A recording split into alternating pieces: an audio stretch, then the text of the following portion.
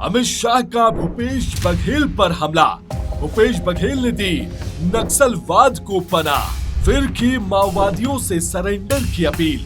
केंद्रीय गृह मंत्री अमित शाह रविवार को रायपुर में ऑर्गेनाइजर द्वारा आयोजित व्याख्यान कार्यक्रम में शामिल हुए। इस कार्यक्रम में मुख्यमंत्री विष्णुदेव साय और उप मुख्यमंत्री विजय शर्मा मौजूद रहे। कार्यक्रम में संबोधन के दौरान उन्होंने माओवाद और विकास के मुद्दे पर अपनी बात रखी। अपने संबोधन के दौरान अमित शाह ने पूर्ववर्ती भूपेश सरकार पर कड़ा प्रहार किया। उन्होंने स्पष्ट संदेश दिया कि 31 मार्च 2026 तक देश से नक्सलवाद का पूरी तरह सफाया कर दिया जाएगा। अमित शाह ने माओवाद और पिछड़ेपन के बीच के पुराने तर्क को सिरे से खारिज कर दिया। उन्होंने कहा, मैं नहीं मानता कि विकास की कमी के कारण माओवाद पनपता है। यह एक भ्रामक विचारधारा है। उन्होंने आंकड़ों के विशेषज्ञों की चुनौती देते हुए कहा कि तुलना की जानी चाहिए कि किसके शासन में अधिक विकास हुआ।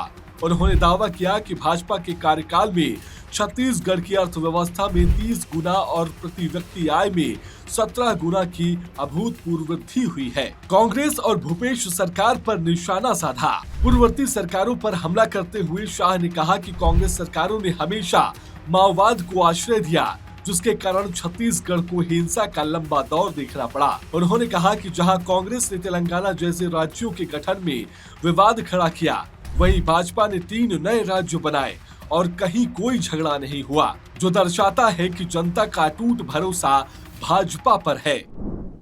और कांग्रेस की सरकार आते ही एक हॉरर फिल्म की तरह एक छोटे से राज्य के सामने अनेक प्रकार के भ्रष्टाचार के मुद्दे आ गए। और कुछ समय मैं गृह मंत्री भी था जब उनकी सरकार थी, बघेल जी की सरकार थी। मैं निसंकोच कह सकता हूं कि छत्तीसगढ़ की कांग्रेस सरकार ने माओवादी मूवमेंट को प्रश्रय देकर रखा था। इसमें किसी ने शंका रखने की जरूरत नहीं।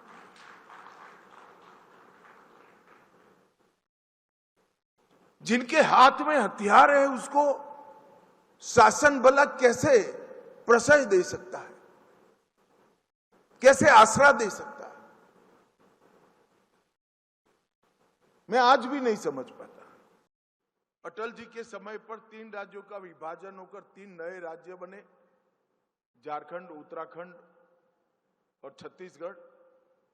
और डॉक्टर मनमोहन सिंह के वक्त एक राज्य का 2 राज्यों में विभाजन हुआ, आंध्र प्रदेश और तेलंगाना। यहां पर विभाजन की प्रक्रिया विधानसभा और लोकसभा दोनों जगह बहुत सुचारू रूप से पूरी हो गई। बिहार में हमारी सरकार नहीं थी, फिर भी पूरी हुई। और दोनों बने नए राज्यों के बीच में कहीं पर भी कोई मनमुटाव, बिखराव, खींचतानी, इस प्रकार का दृश्य खड़ा नहीं हुआ। आज मध्य प्रदेश और छत्तीसगढ़ भी 2 भाइयों की तरह देश के विकास में अपना योगदान दे रहे हैं। बिहार और झारखंड भी देश के विकास में अपना योगदान रहे हैं। और उत्तर प्रदेश और उत्तराखंड भी एक दूसरे के पूरक बने हुए नजर आते हैं। और दूसरा उदाहरण है आंध्र प्रदेश और तेलंगाना का विभाजन। लोकसभा के अंदर सारे आंध्र प्रदेश के संसद सदस्यों को बाहर रखकर कानून पारित करना पड़ा।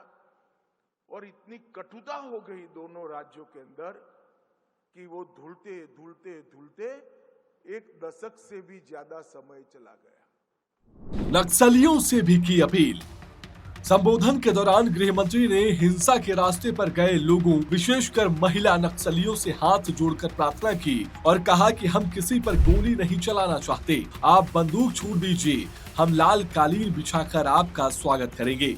मुख्य धारा में लौटिए, अपना भविष्य उज्जवल बनाइए। बहरहाल अमित शाह ने अपने भाषण में तमाम तरह की बातों का जिक्र किया, जिसमें नक्सलवाद था, जिसमें विकास था, जिसमें बीमारू राज्य से लेकर आज सुखी राज्य के रूप में किस प्रकार से छत्तीसगढ़ ने विकास किया, उन सारी बातों का उल्लेख किया। आपकी इस पूरी खबर पर क्या है राय? कमेंट में हमें जरूर बताएं। नमस्कार।